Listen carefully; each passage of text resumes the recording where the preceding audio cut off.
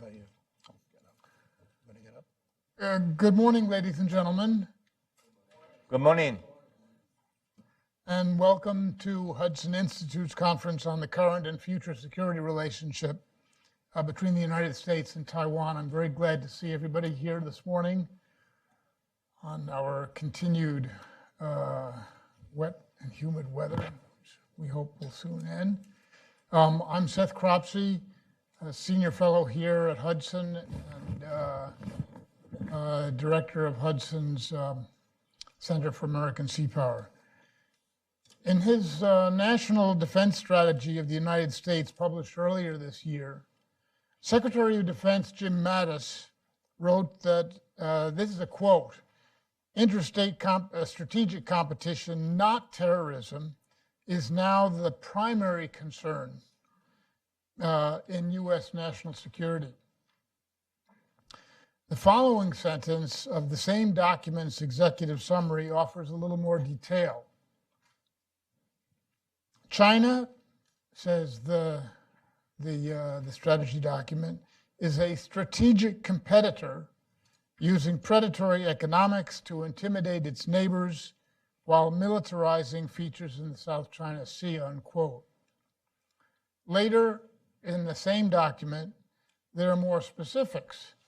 China is leveraging military modernization, influence operations, and predatory economics to coerce neighboring countries to reorder the Indo-Pacific region to their advantage, end of quote. Strategic competition, if the term requires further definition, is shorthand for a broad range of conflicting interests: diplomacy, preserving alliances, theoretical and applied sciences, research, military technology, finance, intellectual property, trade, cyber capabilities, and use, to name but a few of them. Of this large pie, economics is a single, albeit very important slice. This is the one that currently receives the most attention in the media and in our politics. But all the elements of the strategic competition that the Secretary of Defense listed are in fact in play. So the new commander of the U.S. Indo-Pacific Command, Admiral Philip Davidson, I think understands this very, very clearly.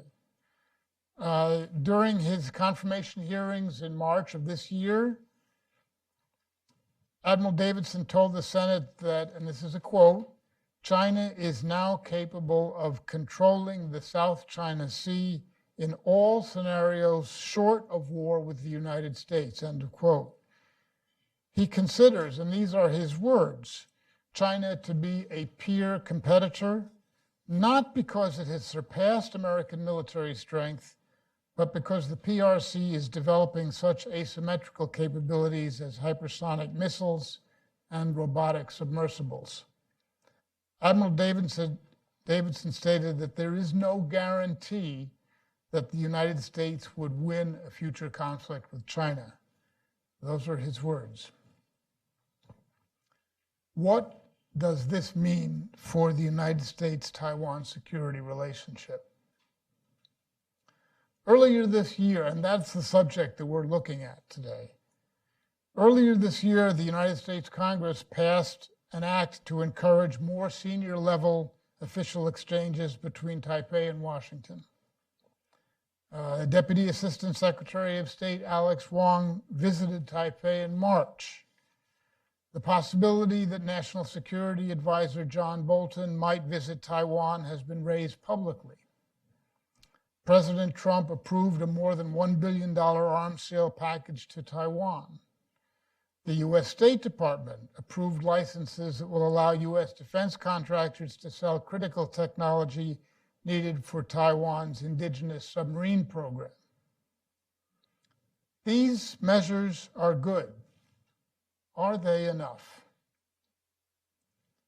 The U.S. is now conducting freedom of navigation operations in the South China Sea more frequently than did the Obama administration. But again, is it enough to demonstrate our commitment to the Taiwan Relations Act of 1979? The PRC seeks control of the first island chain, whose center is Taiwan. Have dedicated sufficient resources and attention to dissuade the PRC's rulers from using force against Taiwan been put in place?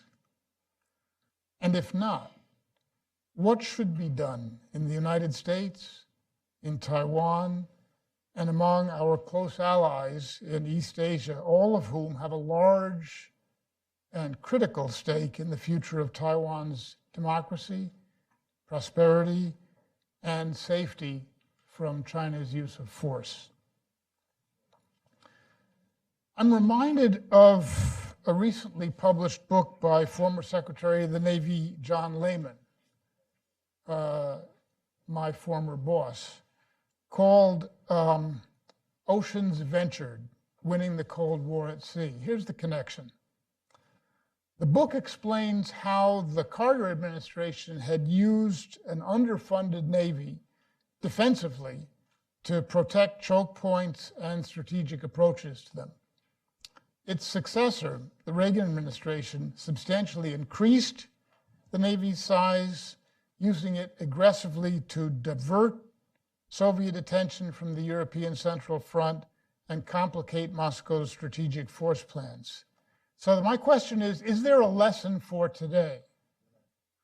Shouldn't we be helping Taiwan, as well as other nations in the region that China threatens, build the infrastructure to deter the PRC and complicate their problems? China has them, but we lack coastal defense cruise missiles. They would certainly complicate an invasion force's ability to conduct an imposed landing. Why not build and deploy coastal defense cruise missiles and help Taiwan with its own missile coastal defenses? Changing the composition of our aircraft carriers' air wing more rapidly to include long-distance unmanned strike aircraft would allow carriers, U.S. carriers and their escorts to provide deterrence at a distance from the mainland greater than the range of China's so-called ship killer missiles. So the large subject of the threat to Taiwan, U.S. and Taiwanese perspectives, and how best to reset U.S.-Taiwan security relations is what today's distinguished panelists will examine. Dr. Michael Tsai was Vice Minister of Defense and then Minister of Defense of Taiwan. He has served in Taiwan's national legislature and is certified to practice law in California, New Jersey, and New York, in case you need a lawyer. Other of his distinguished achievements you'll find in, I think, in the flyer for today's event. Dr. Parris Chang is Professor Emeritus of Political Science at the Pennsylvania State University and President of the Taiwan Institute for Political, Economic, and Strategic Studies.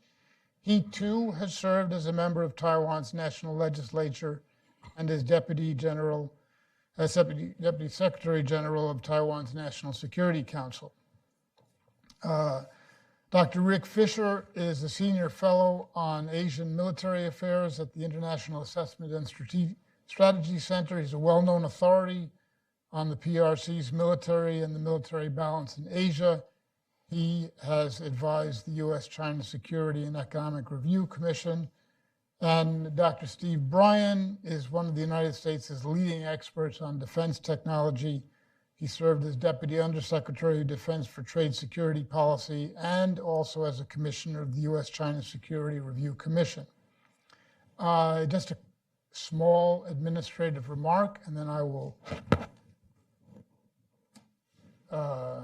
let the speaker speak.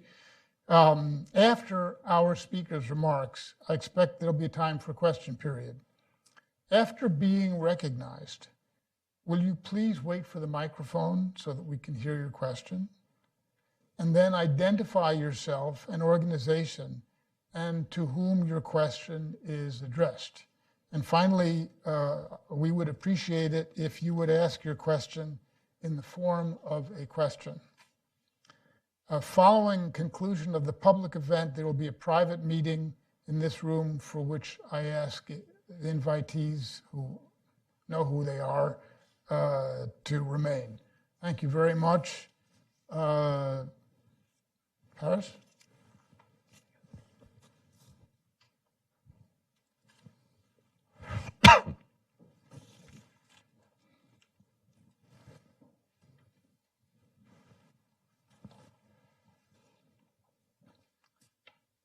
Dr. Cropsey, distinguished members of our panel, and friends,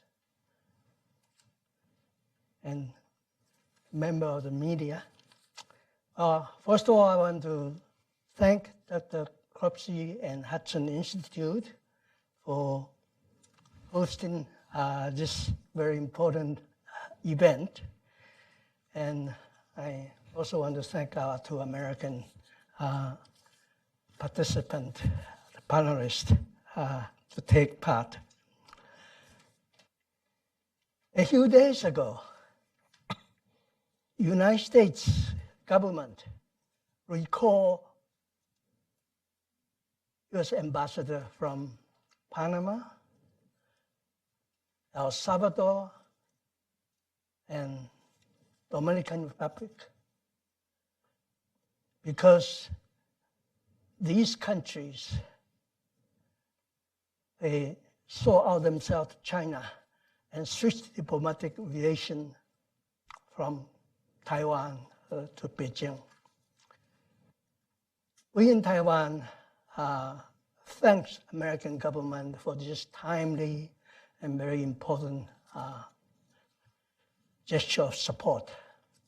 Taiwan still have 9 diplomatic partners in Latin America, South America, Central America, and Caribbean.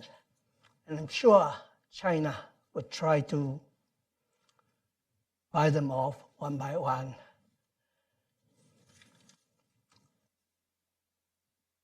Taiwan's diplomatic allies in Latin America used to be more than 12, but it has come down to 9. And China, of course, we're trying very hard. And it's important now that the United States recognize what China is doing. After all, this is American backyard. And the United States finally realized China's so-called One Belt, One Road has reached Latin America, American backyard. And China acts somewhat differently from the Soviet.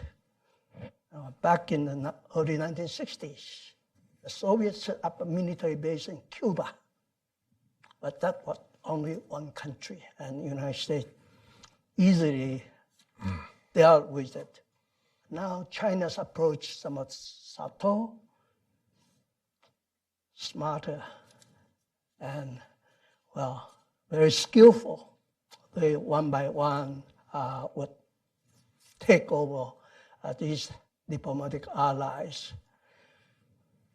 We in Taiwan used to feel that our diplomatic allies in Latin America also safeguard the backyard for the United States. But in earlier years, State Department didn't seem to appreciate what Taiwan has done and what Taiwan can do in Latin America in cooperating with the United States. But now the new administration, consider China's threat is apparent and must be. The United States must do something really to deter China from buying off all these Taiwan's diplomatic allies. And so we want to express our thanks for our American friends.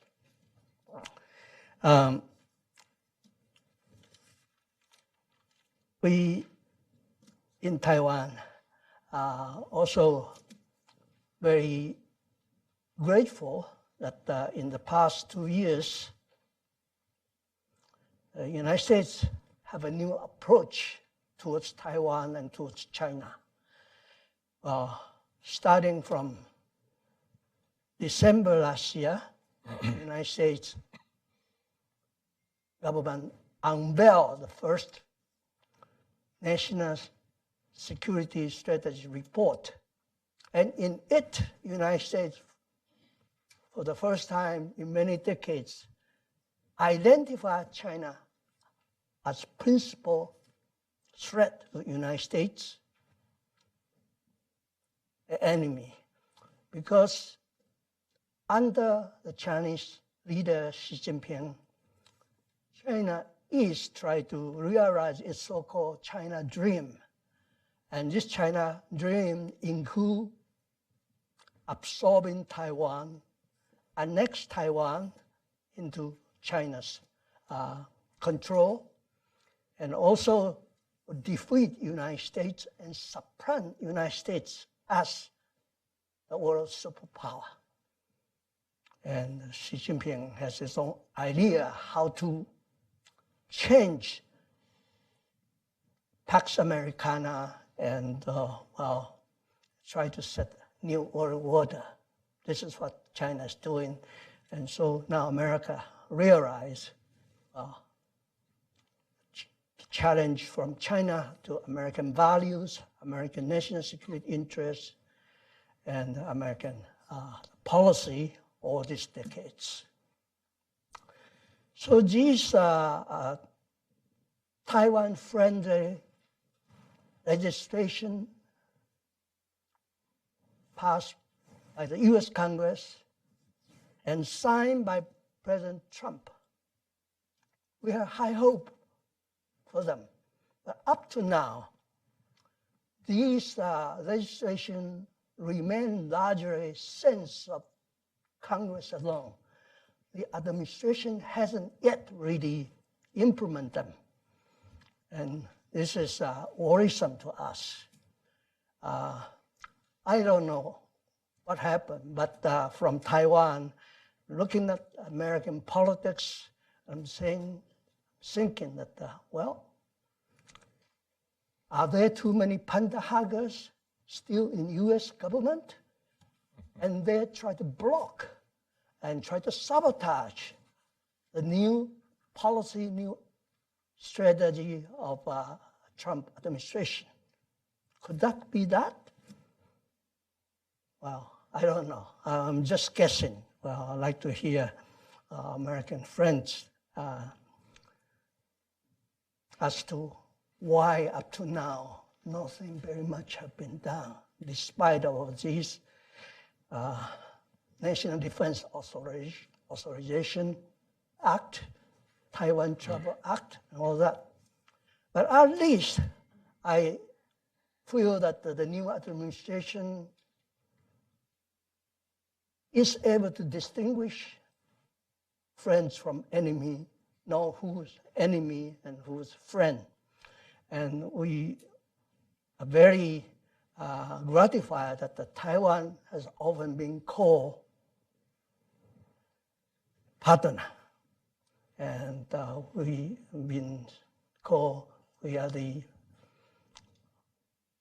light tower of democracy, human rights, freedom for Asia. And, but we feel still much can be done between the United States and Taiwan. And we know China is angry. They say that the United States is playing Taiwan card. And therefore, well, China has been pushing Taiwan, putting lots of pressure on Taiwan, military action and all that. And China is very skillful in their so-called United Front strategy. They buy Taiwan's newspapers, by Taiwan's televisions and using this media instrument for propaganda purpose, try to brainwash our people and propagate China's agenda in Taiwan. So we are worried. And ordinary people, not the informed public, they do not really know what's happening and whether the United States would come to Taiwan's assistance when China actually tried to invade, tried to annex Taiwan. Well, I have a suggestion.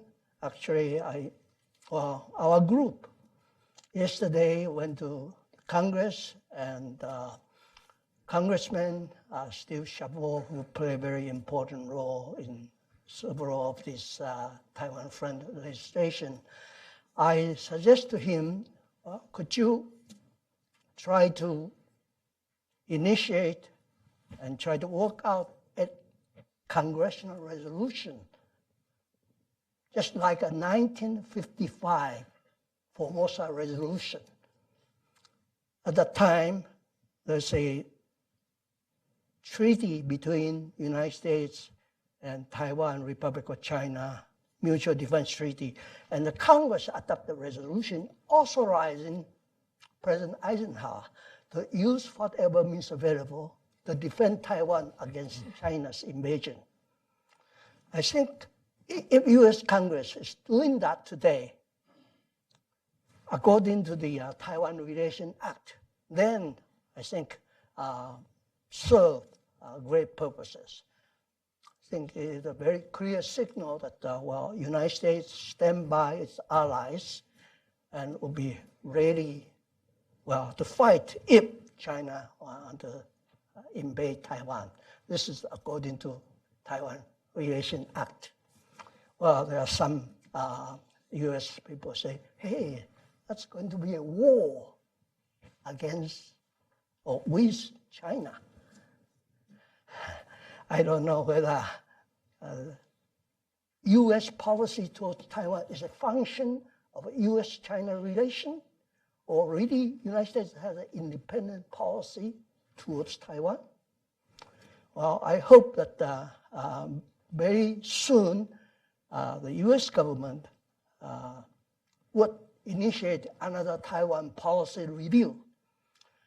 There was one Taiwan policy review in 1994, 15 years after the United States derecognized the government in Taiwan, Republic of China. And that particular Taiwan policy review under Clinton administration says that the United States would no longer support Taiwan's membership in international organizations such as the United Nations that require statehood as a membership, and there are other restrictions, self-imposed restrictions. China didn't ask for those, but some people in the State Department did draw up a list of restrictions self-imposed on U.S.-Taiwan relation. So if Taiwan is an ally, it is a partner for the United States in this Indo-Pacific strategy, I think it's time, long overdue, that the United States ought to have another review of Taiwan, review of U.S. policy towards Taiwan. And I think this is something we want to put up, proposing to the attentive public here, and hopefully the media could report what Taiwan wants. Well, another matter is that if the United States could restore relation with Cuba, used to be an enemy, right? And they serve as a military base for the Soviet to threaten the United States. We all know what happened in the Cuban crisis. Now, if the U.S. administration could do that, why not Taiwan? After all, Taiwan is a democracy. Taiwan is an ally. Why not? We can normalize the relation. So this is something, well, from Taiwan's perspective, we want to present it to the American the government. And this new relationship, some people in the State Department say, hey, that will be war with China. They're afraid that there will be war in China. Those of us who have some sense of history, we will remember back in 1936, when Nazi Germany rearmed Rhineland, if the British, French, and the American wanted to stop Hitler, I think there will be no World War II. When some sacrifice, we didn't to do, then, well, you're going to run into a much, much larger threat afterwards. So if you realize China is a threat and eventually it's going to defeat and supplant the United States, then you got to be prepared for the worst. And from now, okay, thank you. Thank you, Parris. Thank you, Parris.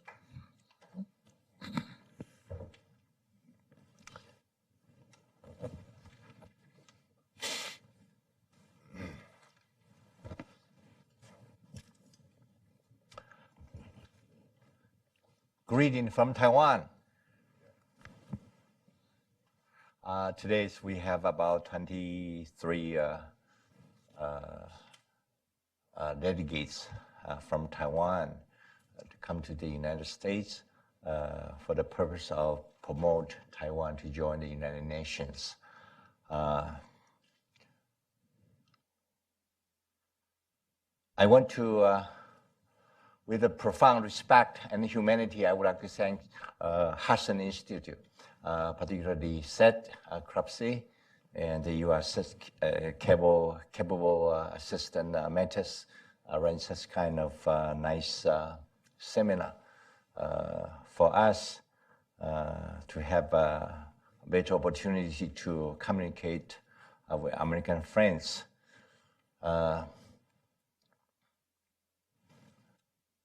Before talking about the resetting the U.S. and Taiwan relations from a Taiwanese perspective,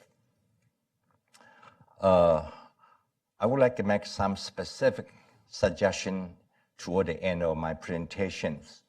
But before that, I would like to share some of the idea. What happened, or what is happening in the Asian Pacific? Where is a potential flashpoint maybe incurred in that particular area?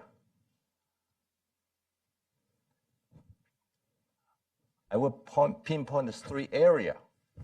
Could be the potential confrontations, if not a war. The first one, of course, Korea Peninsula, Beihan, 朝鲜半岛. This is the first one. Although the tension of the Korean peninsula has been lower because of the negotiation between the United States and North Korea vis-a-vis South Korea and China. The second area of potential flashpoint is South China Seas, 南中国海, South China Seas. For the last 2 or 3 years, we witnessed China had extensively filled the land, isolated into a land And there are 3 airfield has been built. So the PLA, People Liberation Army, their jet fighter can land this areas in South China Seas. And also the missile radar bases in that particular area. That poses the potential military confrontation between, not only between the China and the United States, Japan, but also many, many countries. Their aircraft, their ship goes through that particular areas in South China Seas. The third area of potential flashpoint is Taiwan Strait, Taiwan Haixia. For the last 6 months, the Ministry of National Defense Taiwan, they announced for the last 6 months, there are 59 China's military jet come across the Taiwan Strait, even advanced to the first island chain, the east coast of Taiwan, even advanced to the Guam area. 59 times of the jet fighter, China jet fighter. And more than 10 times the China's, the warship, including the aircraft carrier Liaoning Hao, they pass through the Taiwan Strait, even go to the east side of China, Taiwan's surrounding water area. To us, to Taiwanese people, China's such kind of provocative actions or military action is a semi-aggression against Taiwan. This is 3 potential areas. And all 3 potential flashpoint areas, China plays an important role in that 3 areas. South China Sea, Taiwan Strait, and also North Korea, Korea Peninsula area. Therefore, what we can do, what the United States as a superpower, they have played an important role in the past half century up to the end of World War II. Now, in the face of China, very, very provocative and aggressive military, political, as well as economical activities, what we should do together. And this is the reason why I would like to make a certain proposal, not only a benefit to the Taiwan, but also compatible with United States national interest and strategies.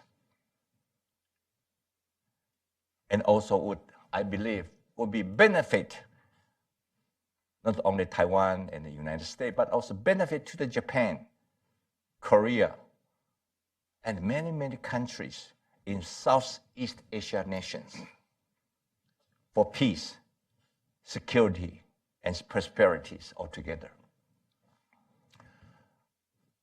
The first one, I think my good friend Parris Chang, he just mentioned,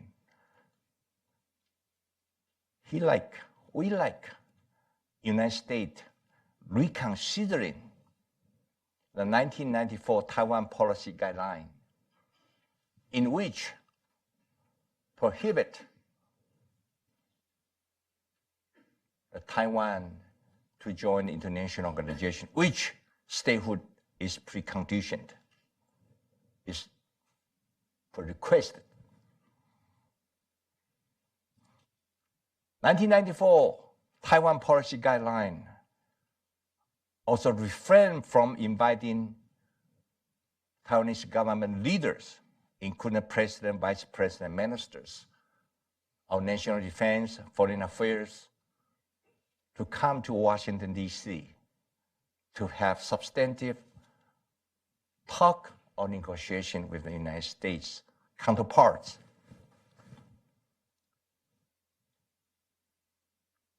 The 1994 Taiwan Policy Review stipulate under the Clinton administration, 1994, which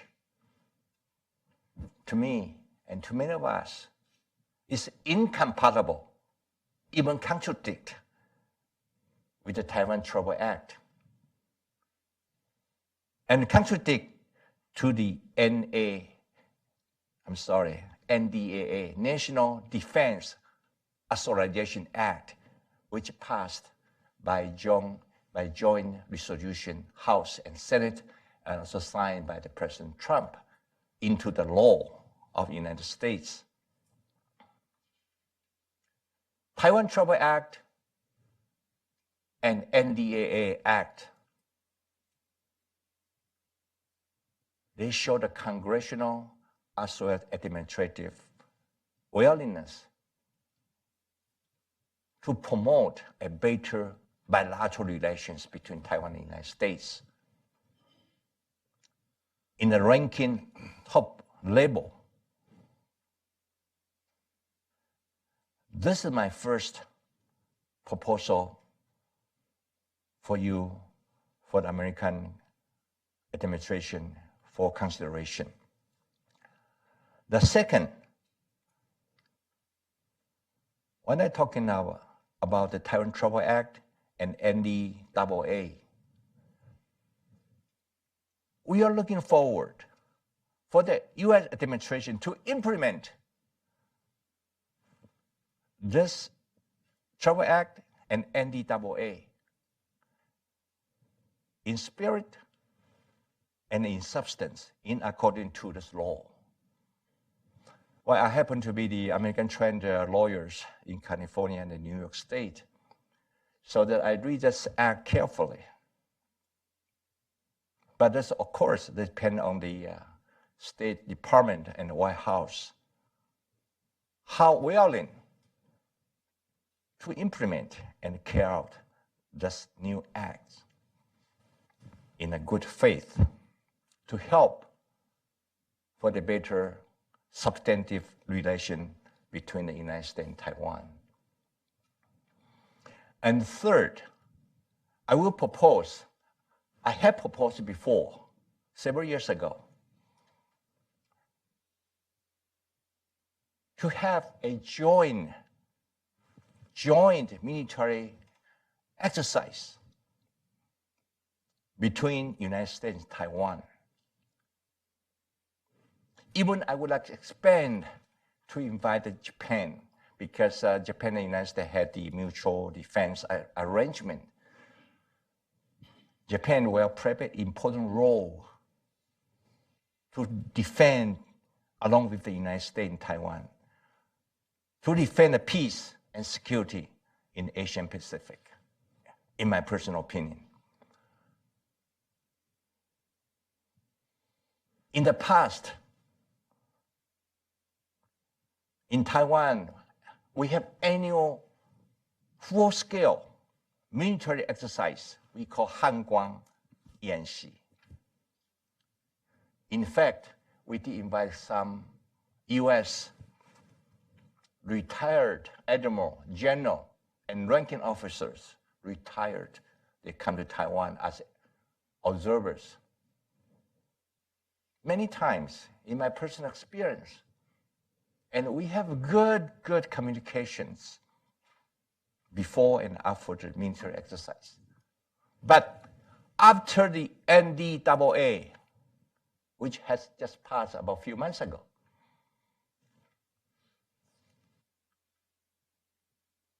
we are proposing that bilateral joint military exercise can be incurred, can be planned and incurred.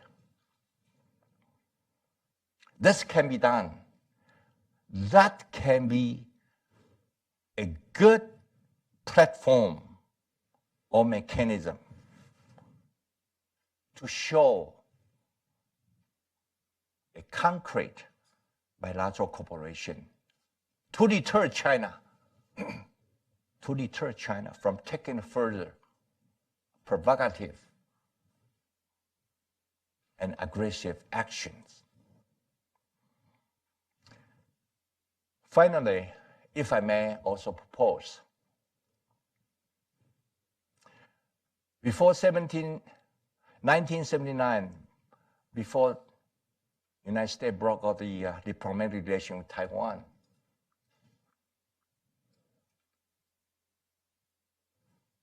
U.S.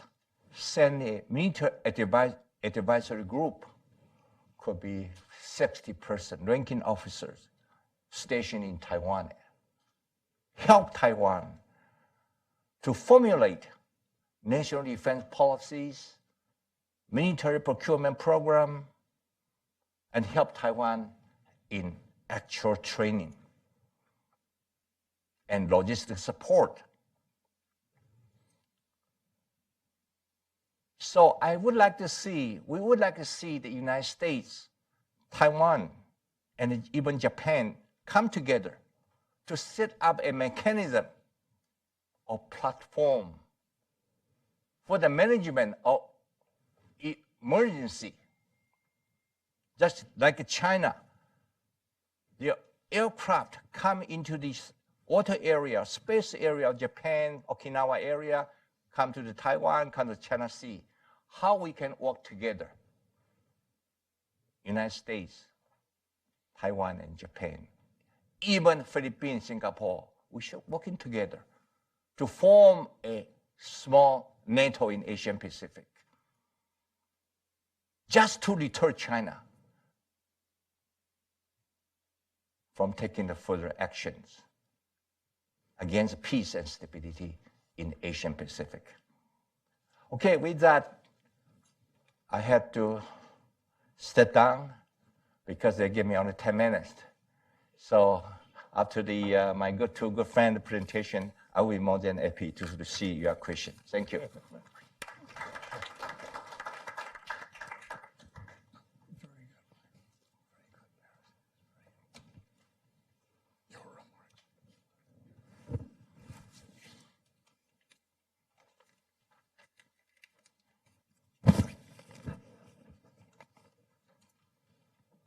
Seth, thank you for the kind invitation to join you, my old boss, back at the Hudson Foundation, and to join such a distinguished panel. Parris, Michael, Steve have worked very hard to ensure that if the day comes anytime soon that we need to revive our old formal military alliance with Taiwan, that the work has been done to be able to transition into that very, very quickly. I say this as Parris has reminded us that there are new winds blowing. There appears to be an understanding growing within the Trump administration that our one China policy, as we call it, is not serving American interests.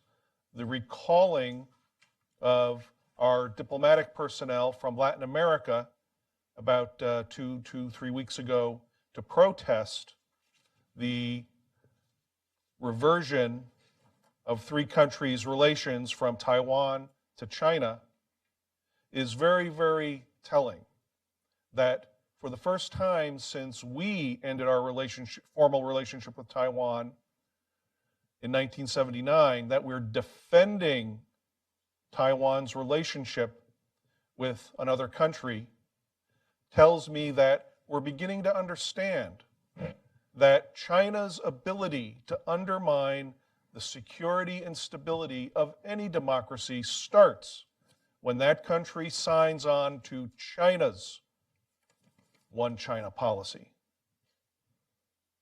Michael reminded us that the defense relationship that we have with Taiwan is insufficient. It is not meeting our defense requirements. It's not meeting defense requirements in the face of China's not just threat to Taiwan, but in the South China Sea, but global threat. And one of the pillars of our One China policy, the Taiwan Relations Act, which will see its 40th anniversary next year, states very clearly, Section 2, to consider any effort to determine the future of Taiwan by other than peaceful means, to make clear that the United States' decision to establish diplomatic relations with the People's Republic of China rests upon the expectation that the future of Taiwan will be determined by peaceful means. That is not happening. Now, that's a conclusion, and I'll get back to it.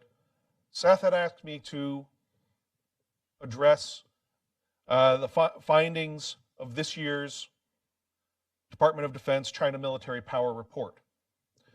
For those of you who are familiar with it, it's a Washington institution. Next year will be its 20th anniversary.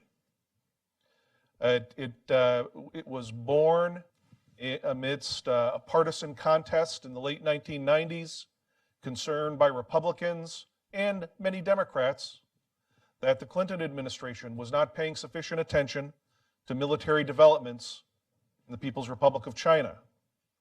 It passed handily in the House, but I believe in the Senate it was one of the classic midnight rider exercises, where literally at 1 or 2 a.m. in the morning, it gets inserted into a piece of legislation and history. This report has become the most credible document issued by any government that defines China's military power and places that definition on China's possible intentions. Every year, the Chinese government protests the China Military Power Report, and it's grown. Early issues roughly averaged about 40 to 50 pages. The latest issue is 140 pages. It is, by and large, a consensus document of the intelligence community. It doesn't tell us everything our government knows about China's military modernization. It has to balance its mandate of informing the Congress with protecting American intelligence sources and methods. There is a classified version, but I've never seen it.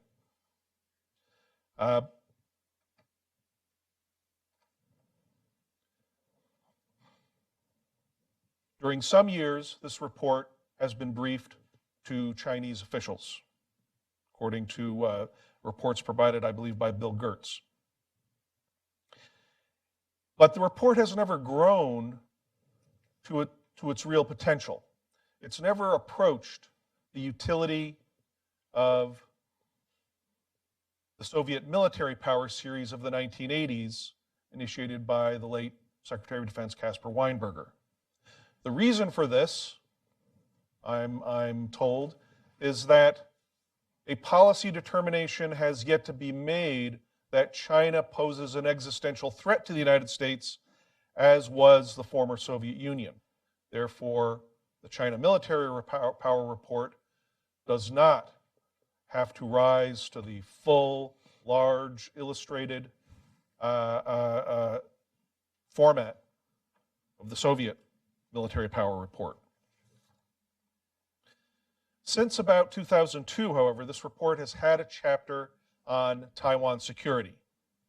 that is settled in the last decade or so into a Chapter 5 presentation titled Force Modernization for a Taiwan Contingency. From 2017 to 2018, this chapter grew by 30%. And it offers many new data points. A special section outlining progress with recent PLA reforms, reorganizations, and its new goal to build a joint force. Former amphibious Army divisions have been reformed into combined arms amphibious brigades. A new PLA Marine headquarters was created last year, along with the reformation of 7 Marine Corps brigades. PLA Air Force Airborne Corps is reorganized into 5 brigades.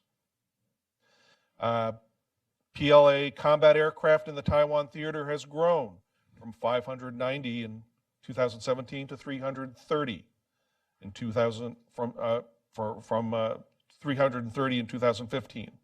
The PLA Navy's frigates and corvettes have increased to 60 last year from 54 2015. There are new intermediate range ballistic missiles deployed that can reach Guam. And there's a new section assessing how the PLA is being used to coerce Taiwan, exercises around Taiwan using bombers to circumnavigate Taiwan. The chapter also comments on Taiwan's defensive capabilities. It has for a number of years placed a stress on Taiwan's progress in moving toward new asymmetric capabilities. The report does not mention Taiwan's requirements for basic new conventional platform capabilities like indigenous submarines, indigenous next-generation fighter aircraft, or Taiwan's long-standing quest to obtain 5th-generation F-35 fighters from the United States. Nor does the report mention Taiwan's interest and what it has done to develop offensive missiles. In the past, the United States actively discouraged Taiwan from developing such weapons. Now, I will quickly go through 4 complaints that I have about the report. While I believe this report is essential, I think it can be made a lot better. My first point is about the report's characterization of the PLA's ability to invade Taiwan. Quote, there is no indication it is significantly expanding its landing ship force necessary for an amphibious assault on Taiwan, page 100. Page 95, the PLA is incapable of accomplishing various amphibious operations short of a full-scale invasion of Taiwan. That phrase has been in the report at least since 2008.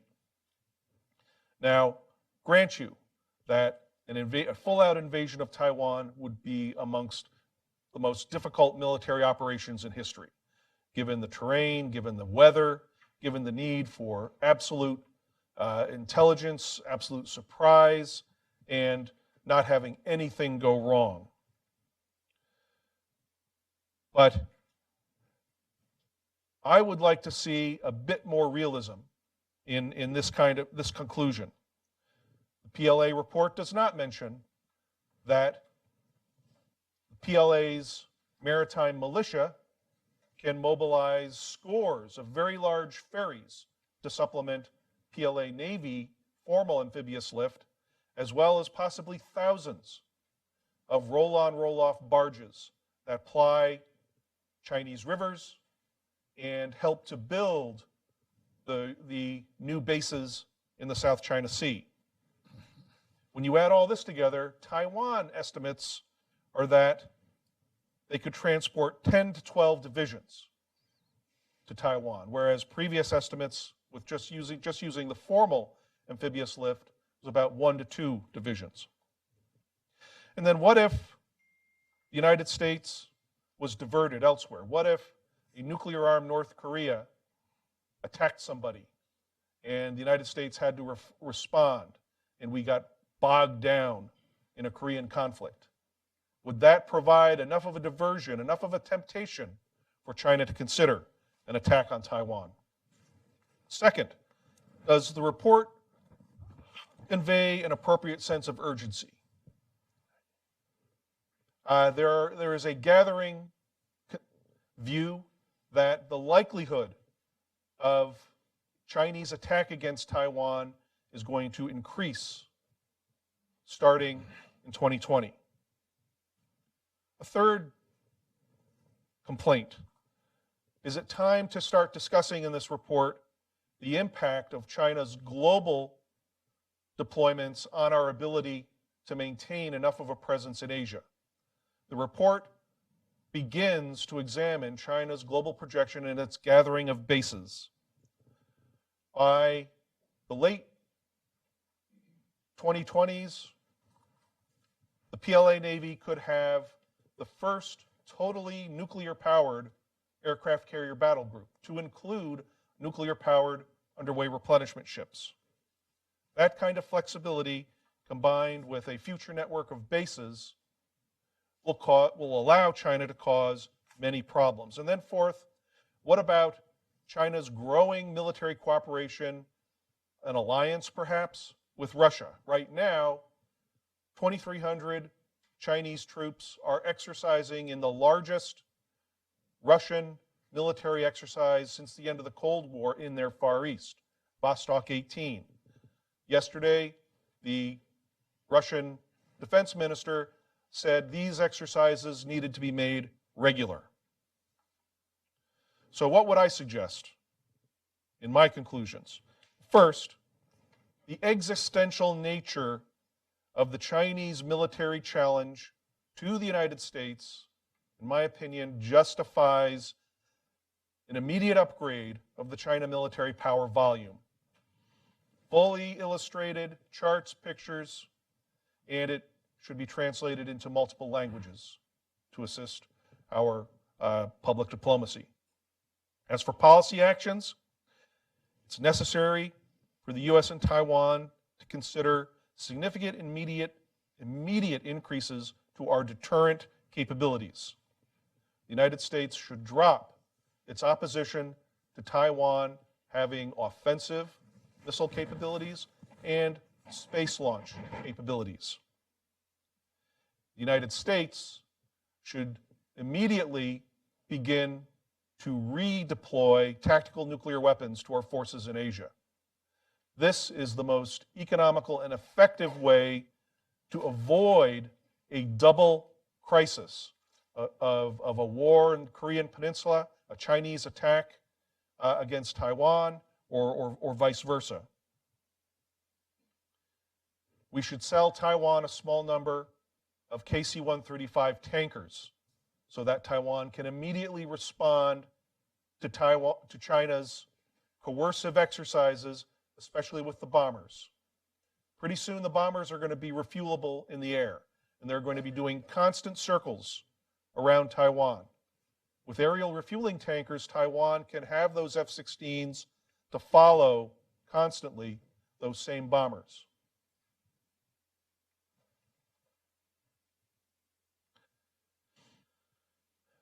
And then finally, as I mentioned in the beginning, the One China policy, our One China policy, is not doing what we expected it would do when it came together in the late 1970s and as it was put together in the early 1980s.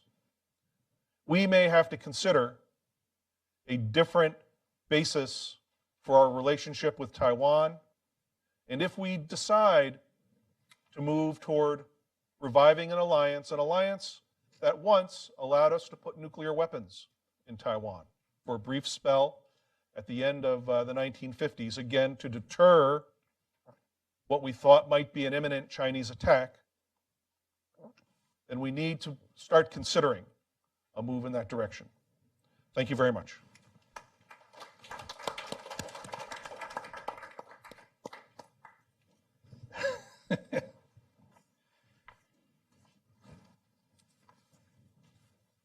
Richard has a great way of cheering you up. Well done. I want to thank Seth and Cropsey for inviting me, and thank Hudson Institute for this forum, which I think is a very important one. We are clearly at a crossroads when it comes to the U.S. approach to Taiwan and China. This is an important moment in time, and we need to change how we play the game. I think Richard Fisher's analysis of Chinese capabilities, which he helped presented in part today, gives you a flavor of the challenge. For a long time, the U.S. approach was to supply armaments to Taiwan sufficient to act as a deterrent to China, and no more than that. Unfortunately, I think most people now recognize that that deterrent capability is eroding, and eroding very badly and on many fronts. Air power, eroding. Underseas capability, eroding. Surface ships capability, eroding. Standard armed forces capabilities, eroding. So all of this puts Taiwan into a precarious position, and it puts the United States in a precarious position. The old idea was that somehow and I was in Taiwan in 1996 during the missile threat to Taiwan, which no one knew at that moment whether it would materialize into an actual war.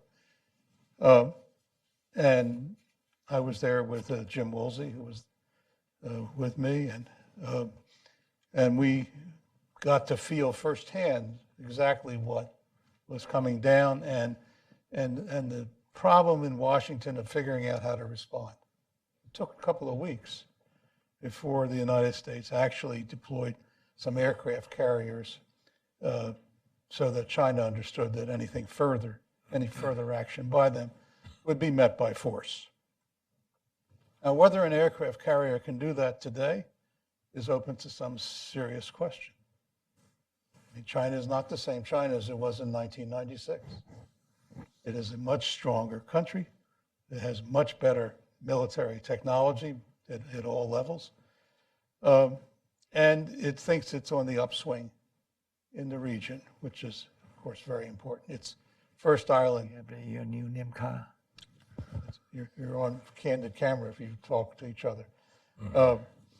In any case, that raises a broader question about what we should be doing now. Some of what we should be doing now, the administration is starting to address, and I think the administration deserves a lot of applause and support for taking a proactive approach to Taiwan and to Taiwan's defense. Now, it has a long way to go, but the process has started. And I think it's quite important. But there's a big missing piece. The idea of trying to get an aircraft carrier down to Taiwan if trouble starts is not a solution, not by itself. And right now, there isn't any high-level coordination, military coordination of any kind between Taiwan and the United States.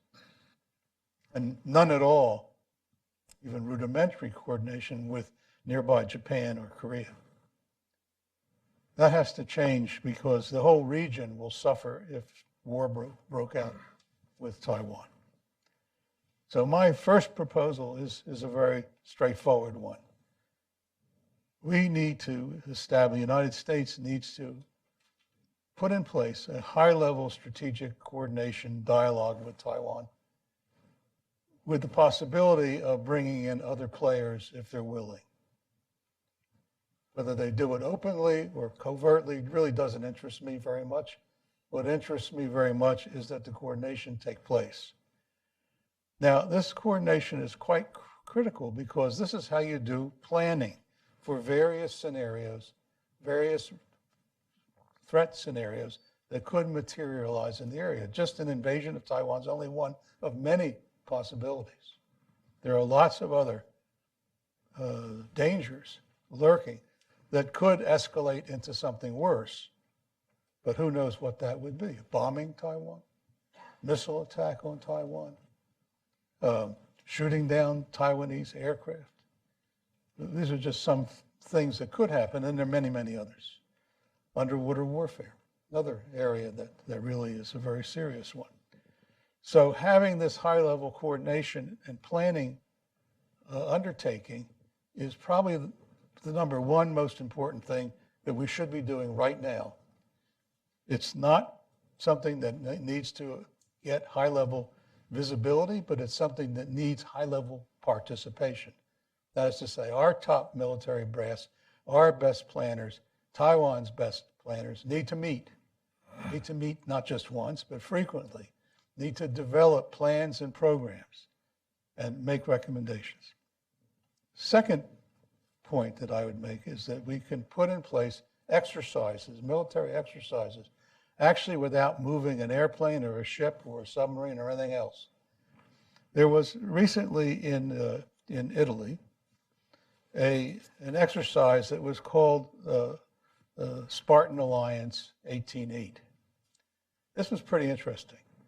Spartan Alliance was around 30 simulators in Italy, linked together, simulators in Germany as part of a NATO participation, simulators in the United States Air Force Warrior Preparation Center in Ramstein, so that the Italian Air Force, the air assets we had in Germany, German air assets, could all coordinate on scenarios of how to deal with an attack that might materialize in place X. I said place X because everyone knows what place X is, but they didn't have to say so. All they had to do was work out the various scenarios that might come up and see how they could respond. And by doing that, not only did they get a much better idea of what combat process would be like, what the timetables were, the timelines, and the requirements for equipment, the requirements for munitions, and so forth, but they also figured out where their vulnerabilities were, where their limitations were, and then they could focus on fixing those. So Spartan Alliance 18-8 turned out to be a huge success. And the first time that something like this was attempted. Not one ship, not one airplane, not one tank, not one soldier, not one anybody did anything outside of a room about this size with computers and equipment. And yet they were able to go through this process. Now, we've had war games in the United States and in NATO and elsewhere for years. And war games are important. But war games generally involve very high-level kinds of scenarios that officials, people like I used to be, would sit in a room and would be asked to make decisions. No. This is a different kind of thing. This is a situation where commanders, field commanders, even pilots in the room start to report what they can and can't do, what kind of success they can and cannot make. So this kind of process, this virtual system, actually becomes a virtual alliance. Because you don't just have to include Taiwan and the United States, you can include Japan. They don't have to say anything. All they have to do is participate. It's all electronics, it's all encrypted, it's all on the quiet, and yet it's all very effective. So I think that's a very important thing that we can do now. Beyond that, we really should be exploring the possibility of regional alliances. Michael raised this point. It's quite a valid point. Taiwan's future is tied not only to the United States, but it's tied to Japan, it's tied to Korea. There's no way one is going to not affect the other in very dramatic fashion.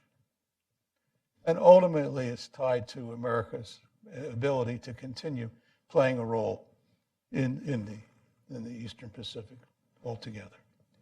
So alliances are one way to maximize capabilities, and we're not doing that. We should be. We're providing some of the best equipment we have to Japan now with the F-35 going in there. with the latest. We're hoping they'll have decent missile defense in future. I mean, things like that. We should be providing F-35 to Taiwan, by the way. It doesn't make sense not to. We should have the same equipment all the way throughout, because then we can have one logistics all the way throughout, and we can provide the kind of support that's required. It's in our self-interest. It's not just that Taiwan needs it, it's in our self-interest to have common elements in Korea, common elements in Japan, common elements in Taiwan, if we're going to mount a defense against China, because the real truth is China's becoming quite powerful. It has stealth aircraft now. I won't say they're any good. I don't know if they're any good, but they have them. They're pushing the envelope as hard as they can, and they're doing it quite fast. We have the asset of the F-35 now. It is becoming available rapidly now. We should put it in Taiwan. We should put it in Korea and Japan. We're already putting it in Japan. We already have it with the Marines in Okinawa. We already have it now being introduced on the U.S. bases in Japan. But this common systems, is very important, the ability to do deterrence. And that's why I think it's so important. We need to also pre-position supplies. It's not good enough just to go running to a war 6,000 miles away or however 1,000 miles away it is. That's very risky. Very long lines of supply. We need to pre-position stocks. Taiwan should have U.S. stocks pre-positioned there for use by U.S. forces when and if needed. There's nothing in any of the rule books that say we can't do that. We should be doing it. You know, a warehouse is a warehouse. Where you put the warehouse is our business. But I think this would be a very good step. And lastly, but equally important, is we have to think about more bases, including on Taiwan. We used to have bases on Taiwan, big ones. We don't have anything there now. We don't even have, you know, when we landed 2 F-18s there in an emergency, they're pretty good airplanes. It's funny how 2 of them had an emergency at the same time. But in any case, when we landed them there, the Chinese really didn't like it very much. Good. Let's land them there more often, but let's make it a regular event. Let's put in place a regular scenario where we're going to bring our forces in, they're going to do something, stay a while, and go home. We do it in Korea, we've done it in Japan, we do it in Okinawa, let's do it in Taiwan. Anyway, my suggestion is that we have to move forward in these areas as quickly as we can, because it's vital to the deterrence in the region, which I think is our main goal. We don't want any war or conflict, neither with China or anyone else. But if you don't want it, you have to put preparations in place so you don't get it. So the bottom line, it seems to me, is that we have the political capability now, it's in place. We have the military capability if we care to put it in place. We have it ready. We have the tools, in other words, but the tools have to be in the right place.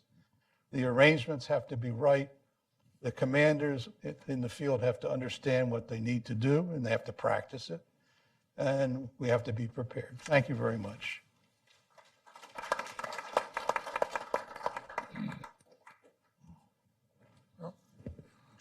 Thank you, panelists, one and all. Excellent presentations. We do have time, limited time for questions from the floor. And as I mentioned earlier, if you will wait to be acknowledged and then wait for the microphone and then say to whom your question is addressed and form your question in the form of a question, we can proceed. Floor is open in the first row.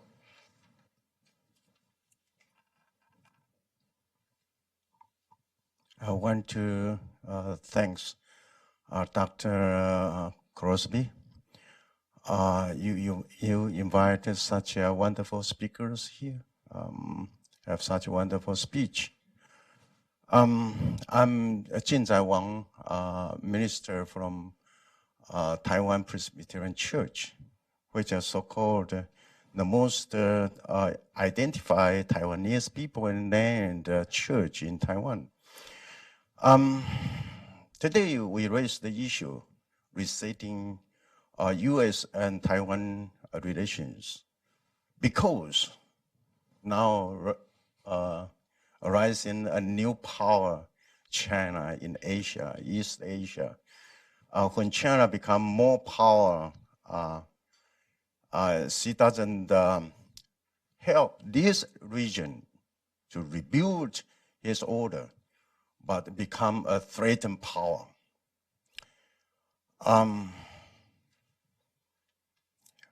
The past Sunday, the Communist Party tear down Beijing's biggest family church, tear down.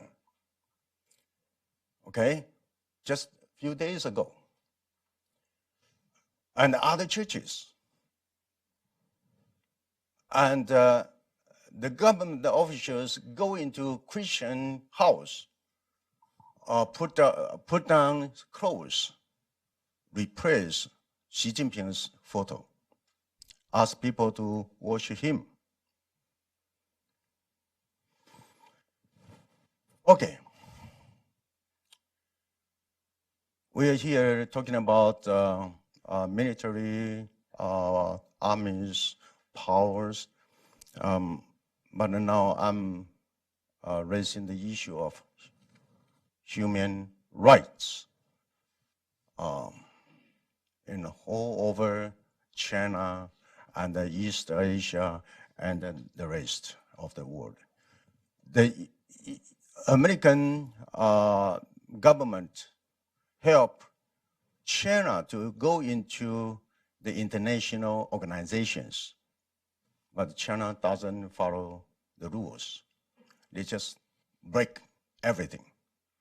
Now, it's the issue, and we share Taiwan and the USA, we share the common faith, common value. We have the same goal. We work for the social justice and the human rights, democracy. When we want to visit the Liberty statue. Okay. Anyway, my point is, let's stand together. If Cuba and North Korea attend the UN, Taiwan should be there. If Russia and Pakistan can join there, I think Taiwan can be there, should be there. That's our goal and dream. Thank you.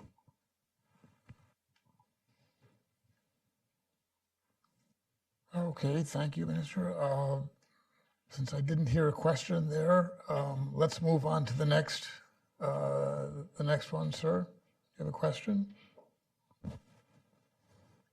Herbert Regenbogen. I'm a professor for international law and international relations at Touro Law School, New York. My question is relevant to why in this scenarios of military defense, the other contentions or the other aspects of international humanitarian law in terms of the religion, the domestic issues of Taiwan, which are not exposed in this discourse. And I'm sure Dr. Bryen knows that the model of neutrality is a central part of the Taiwanese discussion. And this is not raised in the Washington, D.C. Beltway. And why?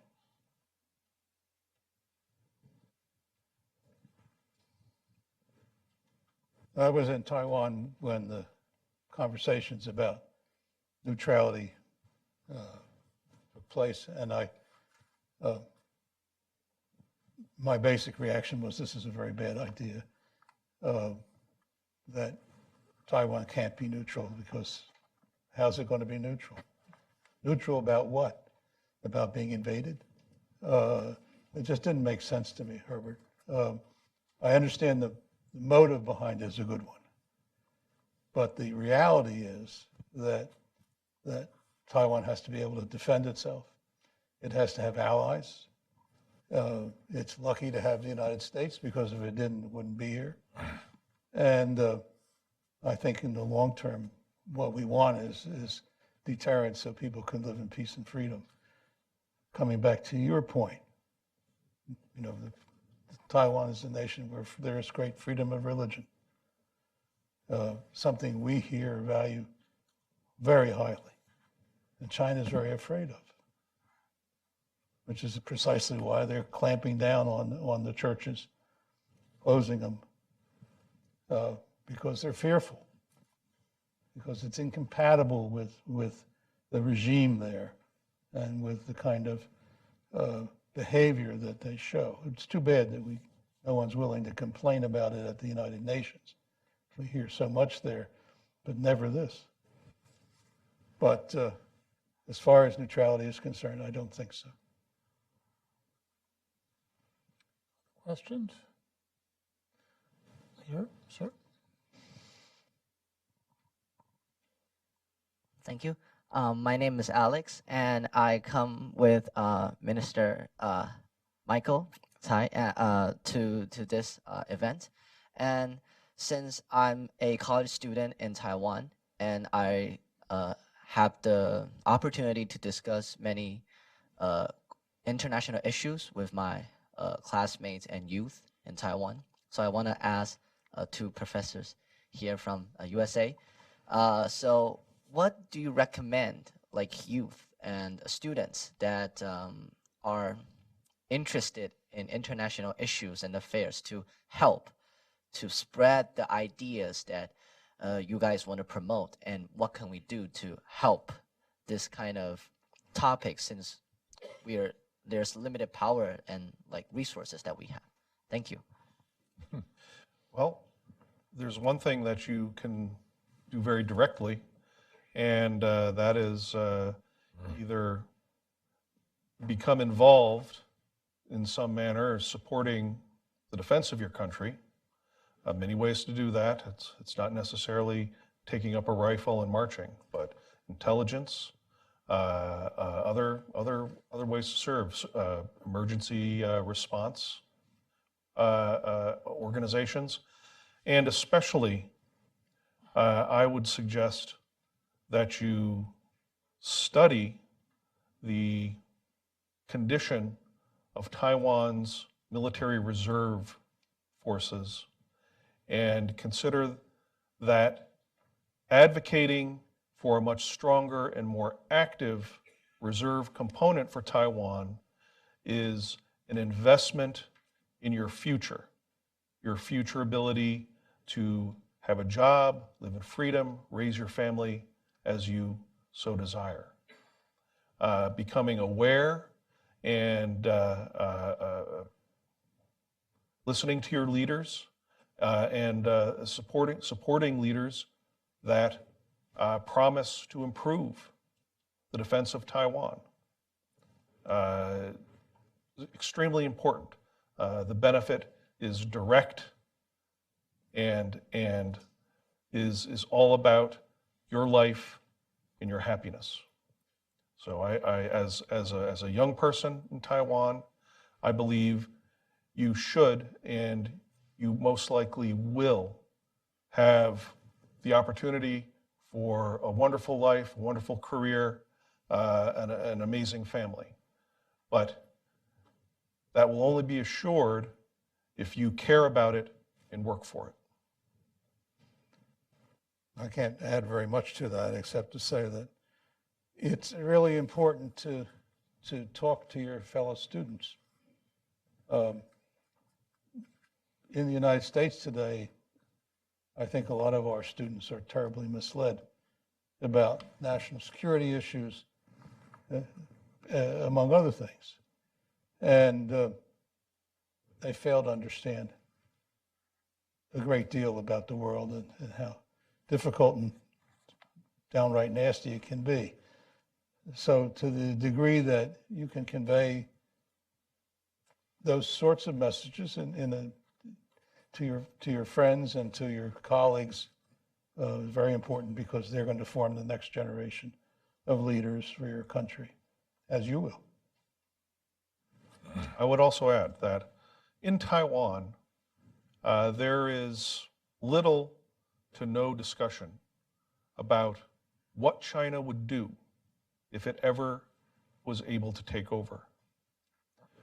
This is a very unsettling subject. It's not something that government leaders talk about often. There's no manual on how to survive a Chinese communist invasion and occupation. Those manuals don't exist. Perhaps it should. Perhaps there should be articles in your university newspaper about what do we do? How do we organize? If, God forbid, our future changes radically, then how do we survive? How do we escape? How do we maintain the hope of freedom in Taiwan?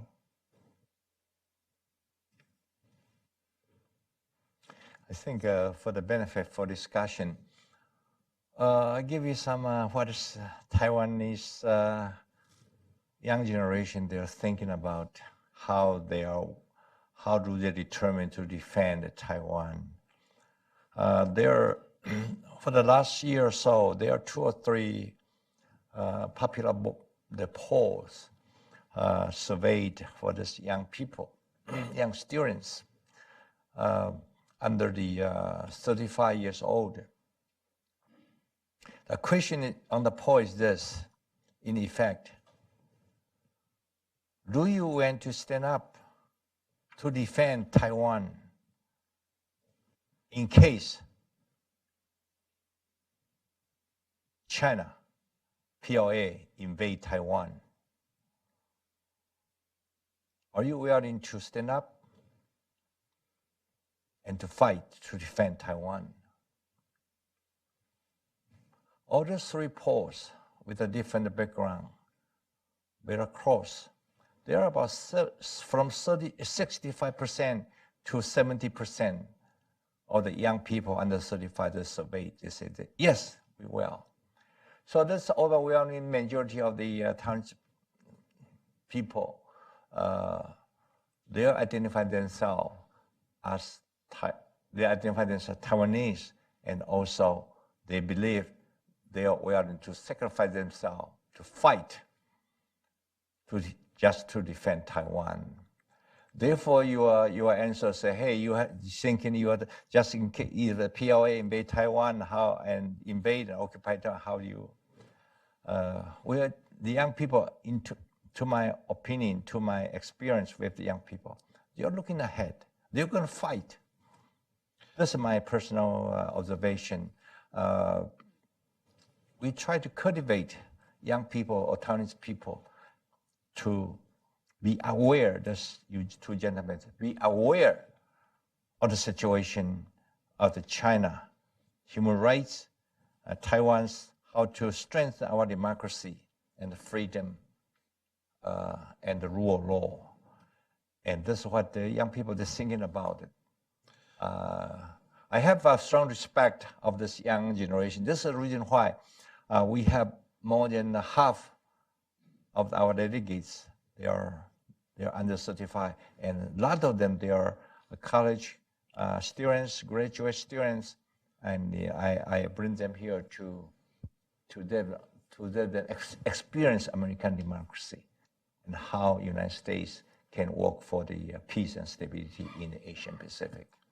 About 5 years ago, the Sunflower Movement, Yeah. and the occupation of the Legislative Yuan, and the Kuomintang government's tolerance of that democratic expression, all of that combined was extremely impressive to American observers. We were proud. Taiwan has a democracy, and Taiwan is building a democratic culture. And that display of protest directed against China and democratic tolerance motivates those of us who advocate for the defense of Taiwan very much.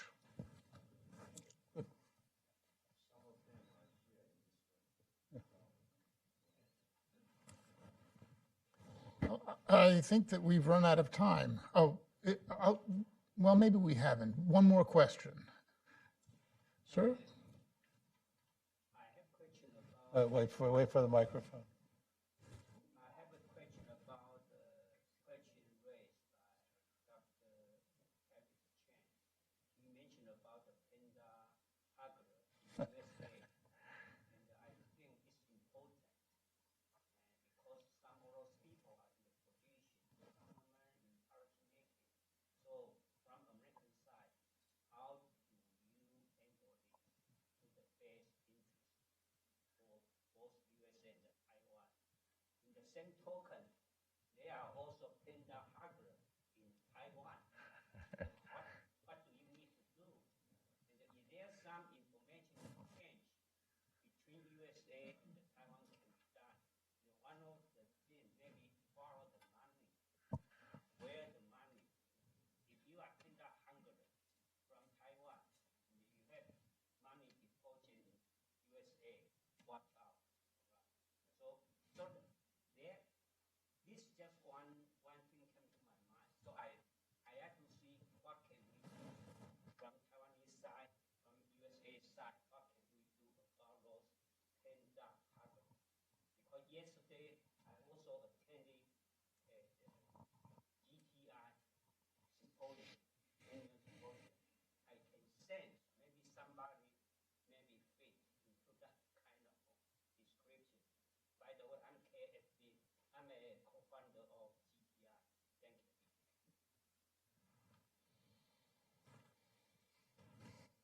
You want to answer? Well, panda huggers, for a long time, many Americans feel they could work with Chinese. I have taught in the United States for almost 30 years at Penn State, and I have noticed that most American experts on China, they love China, while most American experts on Soviet Russia, they hate the Soviet. So somehow in American culture, because of the history, the missionaries in China and all that, they have that kind of tradition culture. But anyway, another very serious matter, American mass media, or even elite newspaper, Washington Post, New York Times, and others, they're brainwashed by the Chinese. And that shows very clearly when President-elect Trump received a phone call from President Tsai, Taiwan, and the next day, all these media attack Trump, saying that he is ignorant about foreign relations and all that. And so he said that, well, United States sells so much arms to Taiwan every year, and why I can't take a phone from Taiwan's president? So he was apparently angry at the media, insult him that he was ignorant about foreign affairs. Now, starting from Kissinger, Nixon, and later on Carter, U.S.-China relation were normalized, and we try to remake China. They have a dream, American dream, to make China like America. There will be freedom there. There will be a market economy. And of course, regrettably, they don't understand the Chinese communists. They want to replace the United States, defeat the United States. This is China's dream of Xi Jinping and Deng Xiaoping. And too many American even government officials today, they ashamed to admit their mistake. They didn't really understand China. And even today, after being pointed out, it's difficult for them to reconcile with their past mistakes. So this is Pantahaga. And now, fortunately, the new administration is trying to close down the Confucian Institute. This is Chinese attempt to brainwash Americans. And so this is a very good thing that the Confucian Institute have been closed down. I heard that my former university, I retired from Penn State University in 1997. And in the past 10 years, they are Confucian Institute, and finally they closed it down. I had a little bit of influence about that. But anyway, it's the wrong way to go, and just Pantahagas. And the American, especially informed public, got to do something about it, because you should not allow the United States to be brainwashed. And the Confucian Institute, and they're buying some think tanks here in Washington. They try to influence the United States in such a way. So this is quite a big challenge. And in Taiwan, we'll do much, much more, because they are doing that. In Taiwan, they're buying newspapers, television stations, and brainwash our own Taiwanese people. So we got to do a better job over there too. I think the dynamic of democratic debate is that if you're upset and frustrated by the degree to which China is influencing the debate, China's allies are influencing the debate, well, then it's just simply incumbent to help your friends. And if you're here today, if you're tuning in through the internet, then you care. And supporting organizations like Hudson, supporting organizations like Global Taiwan Institute, goes a long way to fighting the good fight. And that's what we do every day as yourself. And thank you. Just got to keep on going. On that happy note, I'd like to thank Parris, Michael, Rick, Steve, for not only excellent presentations today, but fine answers to your good questions. Thank you all for participating. For those who are attending the private event afterwards, please stick around, stay. And for the rest of you, I hope that you will join us at our next conference on Taiwan, which will take place, which will also take place this year. Thank you very much. Good afternoon.